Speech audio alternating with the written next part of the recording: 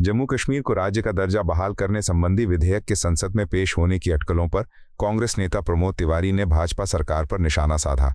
उन्होंने कहा कि भाजपा ने राजनीतिक लाभ के लिए कई गंभीर गलतियां की और राज्य का दर्जा छीनकर संवेदनशील क्षेत्र पर कब्जा करना एक ऐतिहासिक भूल थी। तिवारी ने कश्मीर की जनता का धन्यवाद करते हुए कहा कि भाजपा अपने राजनीतिक एजेंडे को सफल नहीं कर सकी और चुनाव नहीं जीत पाई। उन्होंने जोर देकर कहा कि कांग्रेस की स्पष्ट मांग है कि जम्मू कश्मीर का राज्य का दर्जा तुरंत और प्रभावी ढंग से बहाल किया जाए। अपना पाप धोने के लिए भारतीय जनता पार्टी की मोदी सरकार ने जो ग्रेटेस्ट ब्लंडर की, जो बहुत बड़ी भूल की है राजनीतिक लाभ के लिए, कि एक संवेदनशील राज्य को जहां स्टेटहुड थी उसे राज्य का दर्जा छीन के अधीन कर लिया। अपने कोशिश थी आग लगाने की। फिर भी मैं कश्मीर के लोगों को धन्यवाद दूंगा कि जो राजनीतिक उद्देश्य था उसमें उन्होंने भाजपा को आईना दिखा दिया। हार गई भाजपा, सरकार नहीं बना पाई। पर अब तो बहुत नुकसान हो चुका।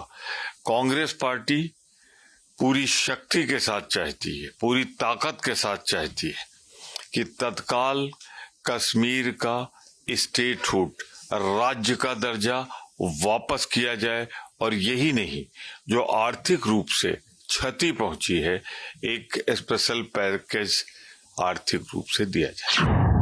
दिल्ली की मुख्यमंत्री रेखा गुप्ता पर उनके सिविल लाइन स्थित सरकारी आवास पर आयोजित जन सुनवाई कार्यक्रम के दौरान हुए कथित हमले पर दिल्ली कांग्रेस अध्यक्ष देवेंद्र यादव ने कड़ी प्रतिक्रिया दी। उन्होंने कहा कि जिम्मेदार लोगों को कठोर सजा मिलनी चाहिए क्योंकि ये घटना दर्शाती है कि राजधानी में कोई भी सुरक्षित नहीं है।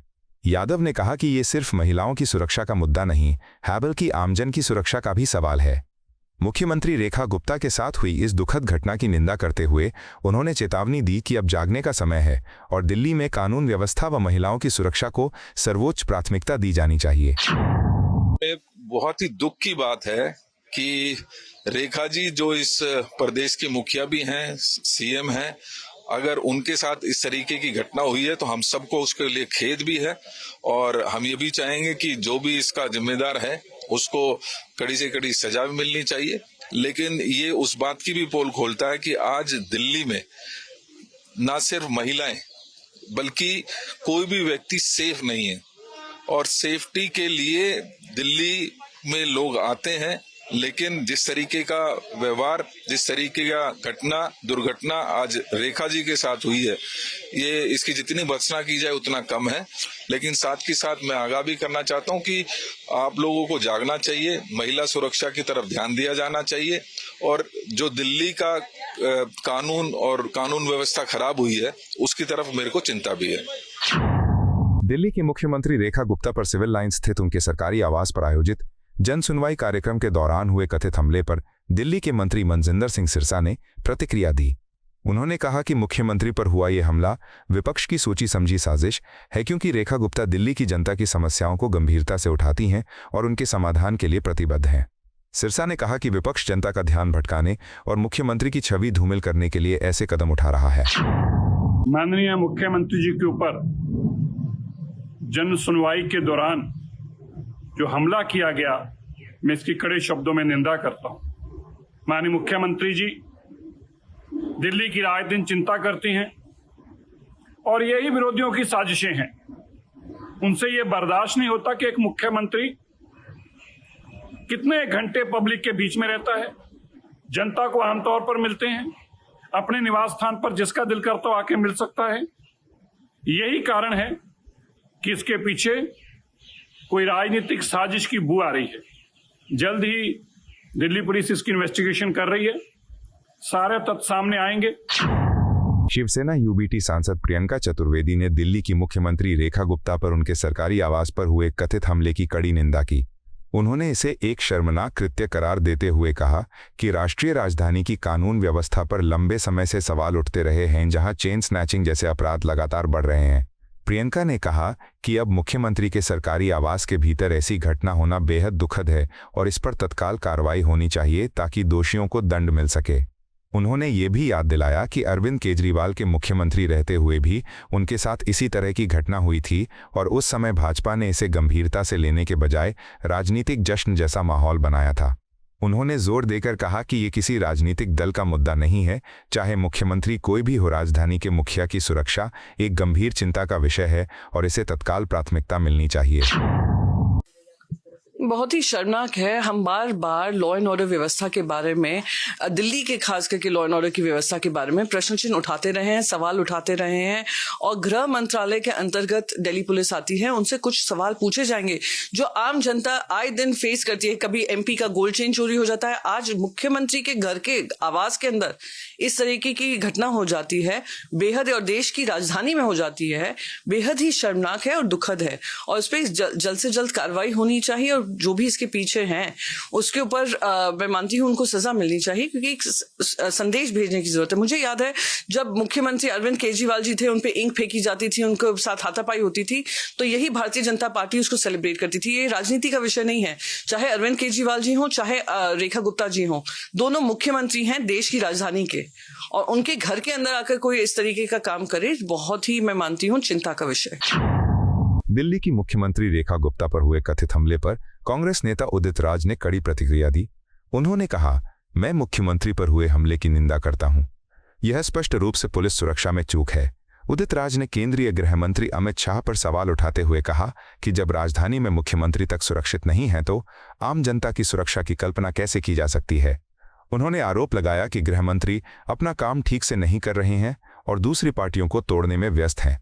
कांग्रेस नेता ने दावा किया कि दिल्ली में कानून व्यवस्था की स्थिति पूरी तरह ध्वस्त हो चुकी है और इस पर तत्काल गंभीर कदम उठाए जाने चाहिए। निंदा करता हूं और ये भी देखना चाहिए कि आदमी विक्षिप्त मानसिकता का तो नहीं था, वरना क्या मतलब होता है।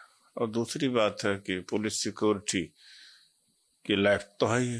तीसरी बात है कि दिल्ली में in general law and order खराब है और हमारे जो देश के गृह मंत्री हैं उनके पास अपने विभाग का काम देखने के अलावा और सारे काम हैं। तोड़फोड़ करना पार्टियों में, चुनाव कराना, बूथ मैनेज करना, तो वैसे भी कानून व्यवस्था की हालत दिल्ली में खराब है।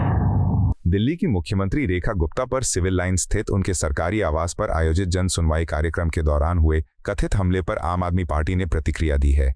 आपके मीडिया प्रमुख अनुराग ढांडा ने कहा, लोगों की हताशा बढ़ गई है, उन्हें समस्याओं का सामना करना पड़ रहा है और काम नहीं हो रहे हैं, लेकिन हमले या हिंसा से जवाब देने का कोई औचित्य नहीं है। मामले की जांच होनी चाहिए और कड़ी सजा मिलनी चाहिए। हम दिल्ली पुलिस से कड़ी कार्रवाई करने की अपील करते हैं। ढांडा ने यह भी दोहराया कि लोकतांत्रिक व्यवस्था में असहमति प्रकट करने का अधिकार है, लेकिन किसी भी प्रकार की हिंसा अस्वीकार्य है। तंत्र में कोई जगह नहीं हो सकती बिल्कुल इस तरीके के हमले की।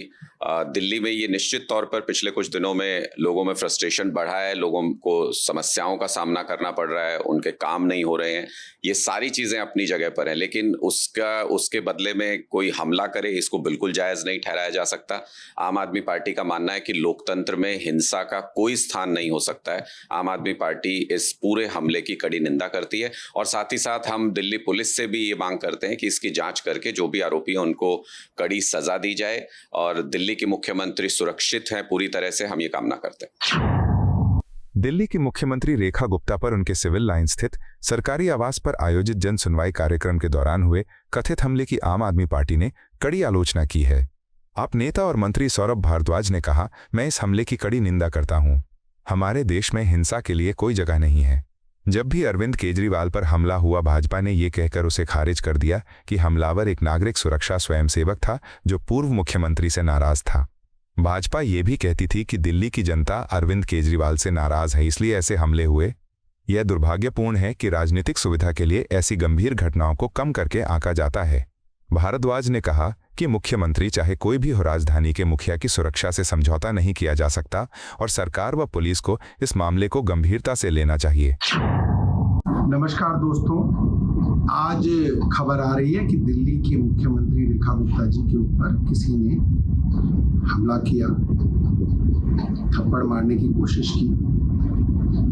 मेरा मानना ये है कि ये पूरी तरीके से निंदनीय है। किसी भी तरीके की हिंसा का हमारे समाज में और हमारे देश में बिल्कुल स्थान नहीं है। और ये बात आज नहीं, ये बात महात्मा गांधी जी ने हमें आज से 100 साल पहले सिखाई थी। सवाल ये है कि वो कौन से दल हैं और वो कौन सी विचारधारा है जो देश में और समाज में हिंसा को बढ़ावा दे रही है, हिंसा को पैटर्नाइज कर रही है, वायलेंस को पैटर्नाइज कर रही है। और हिंसा सिर्फ किसी मुख्यमंत्री के ऊपर हमला करना ही हिंसा नहीं है। एसएससी के स्टूडेंट्स और टीचर्स जब अपना हक मांग रहे हैं, उनके ऊपर पुलिस की बर्बरता भी हिंसा है। किसान अपने हक के लिए कई महीने तक धूप, बरसात और सर्दी में जुटे रहे और उनके ऊपर बर्बरता से पुलिस द्वारा हमले किए गए, सर फोड़ दिए गए, जमीन पे घसीटा गया, वो भी हिंसा है। छोटे छोटे मामलों में पुलिस जिस तरीके का व्यवहार हमारे नागरिकों के साथ करती है, वो हक उनके पास नहीं है। वो हक कोर्ट्स के पास है सजा देने का, वो भी हिंसा है। और जब जब अरविंद केजरीवाल जी के ऊपर हमले हुए, मसलन अभी इलेक्शन के दौरान एक हमला हुआ, हमारे ही विधानसभा का भारतीय जनता पार्टी का कट्टर समर्थक जिसको हम जानते हैं, उसने अरविंद केजरीवाल जी के ऊपर रैली में हमला किया, एक स्पिरिट जैसी चीज फेंकी, मेरे ऊपर भी गिरी। भारतीय जनता पार्टी ने कहा कि वो सिविल डिफेंस वॉलंटियर था और क्योंकि वो अरविंद केजरीवाल से नाराज था इसलिए उसने ये हमला किया। दिल्ली की मुख्यमंत्री रेखा गुप्ता पर जन सुनवाई कार्यक्रम के दौरान हुए कथित हमले को लेकर कांग्रेस ने प्रतिक्रिया दी है। कांग्रेस प्रवक्ता सुरेंद्र राजपूत ने कहा, राजनीति में और न ही सभ्य समाज में हिंसा के लिए कोई जगह है। रेखा गुप्ता भारतीय जनता पार्टी की मुख्यमंत्री हैं। हम वैचारिक रूप से विरोधी हैं, लेकिन हम किसी भी रूप में हिंसा का समर्थन नहीं करते। चाहे वह हत्या हो, हिंसा हो या ऐसे कृत्यों के प्रयास हो, उनकी पूरी निंदा होनी चाहिए। उन्होंने आगे कहा कि लोकतंत्र में असहमति व्यक्त करने के लोकतांत्रिक और संवैधानिक तरीके हैं, लेकिन हिंसा किसी भी परिस्थिति में स्वीकार्य नहीं हो सकती। देखिए, हिंसा का राजनीति में कोई स्थान नहीं है, सभ्य समाज में कोई स्थान नहीं है। रेखा गुप्ता जी भारतीय जनता पार्टी के मुख्यमंत्री हैं, हमारी वैचारिक प्रतिद्वंदी हैं, लेकिन हम हिंसा का कतई समर्थन नहीं करते। हत्या हो, हिंसा हो या इस तरीके की हिंसा करने की कोशिश हो, इसका पूर्ण तरीके से निषेध होना चाहिए। गोडसे ने अगर गांधी जी को न मारा होता तो आज की डेट में देश में राजनीति में हिंसा का कोई स्थान नहीं होता। भारतीय जनता पार्टी को भी यह सोचना चाहिए कि चिंगारी का खेल बुरा होता है और हिंसा हर रूप में निषेध होनी चाहिए, उसकी भर्त्सना होनी चाहिए, दोषियों के खिलाफ कड़ी कार्रवाई होनी चाहिए। दिल्ली की मुख्यमंत्री रेखा गुप्ता पर जन सुनवाई कार्यक्रम के दौरान हुए कथित हमले को लेकर भाजपा सांसद बांसुरी स्वराज ने कड़ी प्रतिक्रिया दी है। उन्होंने कहा, आज हुआ यह हमला एक बेहद कायराना घटना है और मैं और मेरी पार्टी दोनों इसकी कड़ी निंदा करते हैं। मैं आपको बता दूं कि हमारी मुख्यमंत्री रेखा गुप्ता दृढ़ निश्चयी महिला हैं और उन पर ऐसा कोई भी कायराना कृत्य हमला उन्हें रोक नहीं पाएगा। वो दिल्ली की प्रगति और लोगों के कल्याण के लिए अपने अथक प्रयास जारी रखेंगी। बांसुरी स्वराज ने यह भी कहा कि लोकतंत्र में इस तरह के कृत्य अस्वीकार्य हैं और दोषियों को कड़ी सजा मिलनी चाहिए। ये जो आज अटैक हुआ है, बहुत ही कायरतापूर्ण एक घटना जो हुई है, इस अटैक की पूरी पार्टी और मैं स्वयं भी इसकी कड़ी निंदा करती हूं। मैं आपको ये बता दूं कि हमारी आदरणीय मुख्यमंत्री श्रीमती रेखा गुप्ता जी फौलादी जज्बे की धनी हैं और किसी भी प्रकार की ये कायरतापूर्ण एक्ट या अटैक जो आज उन पर करा है, ये उनको रोकेगा नहीं। वो जिस तरह अथक प्रयास कर रही हैं, दिल्ली की प्रगति के लिए, दिल्ली के लोगों के लिए काम कर रही हैं, मेरी बड़ी बहन रेखा गुप्ता वो करती रहेंगी। और इसीलिए मैं आपके माध्यम से विपक्ष को भी कहना चाहूंगी और ऐसे आपराधिक एलिमेंट्स जो हमारी सोसाइटी है उनको भी चेतावनी देना चाहूंगी कि इस प्रकार के अटैकर्स को बख्शा नहीं जाएगा। आपको यह वीडियो पसंद आया हो तो इसे लाइक करें, हमारे चैनल को सब्सक्राइब करें